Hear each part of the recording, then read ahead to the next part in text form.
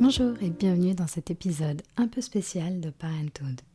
Aujourd'hui, je vais vous parler de la monétisation de ce podcast, pourquoi je me lance dans cette aventure et comment ça va se passer concrètement. Pourquoi monétiser le podcast ? Quand j'ai lancé ce podcast, c'était avant tout pour créer un espace de partage, pour briser les tabous autour de la parentalité et pour donner la parole à des parents comme vous et moi, mais aussi à des experts.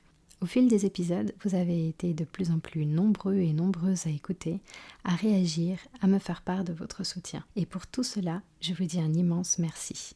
Cependant, produire un podcast, vous l'imaginez, c'est aussi beaucoup de temps et des coûts que je prends en charge moi-même.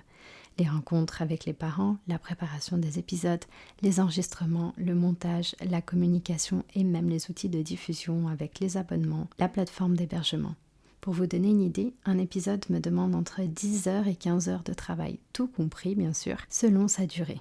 Et lorsque cette activité est faite en parallèle d'un emploi et d'une vie de famille, et notamment quand cette vie de famille est rythmée par les virus saisonniers des enfants en bas âge, eh bien elle passe malheureusement parfois un peu à la trappe. Alors pour continuer à vous proposer du contenu de qualité, pour envisager de nouveaux projets et surtout pour rester régulière dans mes publications, il est devenu important pour moi de trouver un moyen de financer ce travail. Comment vais-je le monétiser ? La première chose à savoir, c'est que je tiens à ce que le podcast reste accessible à tout le monde. Mon objectif n'est pas de tout mettre derrière un abonnement payant, mais plutôt de proposer différents moyens de soutien. Premièrement, les abonnements. Je vais mettre en place des abonnements à prix tout doux, à 5 ou 10 francs par mois, via la plateforme Ko-fi. Pour ceux qui souhaitent me soutenir ou en quelque sorte participer même à certains épisodes en proposant leurs questions afin que je puisse les poser aux invités lors de nos entretiens. Deuxièmement, les dons ponctuels. Pour ceux qui préfèrent un soutien ponctuel, il y a la possibilité de me faire un don via la même plateforme Ko-fi. Cela me permet de continuer à couvrir les frais de production et même d'améliorer la qualité du podcast. J'ai choisi cette plateforme plutôt qu'une grosse machine car elle ne prend aucun frais et la totalité de vos dons me reviennent. Sachez que chaque contribution, même la plus petite, me permet de continuer à faire vivre ce podcast. Troisièmement, les partenariats.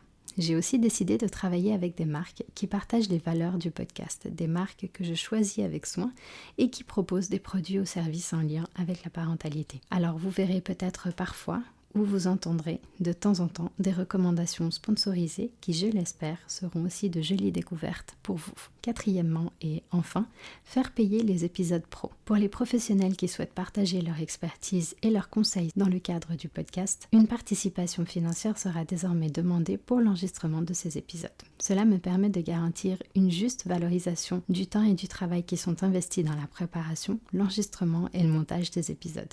Et puis c'est aussi une manière de continuer à offrir un contenu de qualité à cette communauté de parents tout en soutenant la pérennité du podcast. Pour conclure, monétiser ce podcast, c'est avant tout une manière de le faire grandir et de continuer à vous proposer un contenu authentique tout en le rendant plus pérenne. Mais surtout, cela me permet de rester fidèle à la mission première de ce podcast, vous accompagner, vous écouter et continuer à explorer ensemble les chemins parfois sinueux de la parentalité. Alors du fond du cœur, merci à vous pour votre soutien et pour m'avoir suivi jusqu'ici. Si vous avez des questions, des idées ou des remarques, n'hésitez pas à m'écrire.